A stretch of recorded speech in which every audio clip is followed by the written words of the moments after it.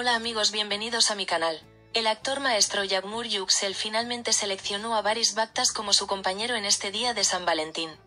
La pareja, que ha sido el centro de atención de los medios de comunicación y los seguidores, ha estado manteniendo en secreto su relación, pero el 14 de febrero, decidieron presentarse y decidieron mostrar su mundo amoroso. El gesto romántico a Barış no escapó de la atención mientras despertó un gran impacto en las redes sociales. Una relación llena de misterio y química en la pantalla ha recordado la cuestión de si muchos de mis admiradores han estado más allá de la dimensión profesional desde que Yağmur Yüksel y Barış Baktaş han jugado en muchas producciones juntos. Durante meses, los rumores de amor circulaban entre los dos, pero ambos jugadores fueron muy discretos sobre sus vidas privadas. Gracias por ver nuestro vídeo, nos vemos en nuevos vídeos.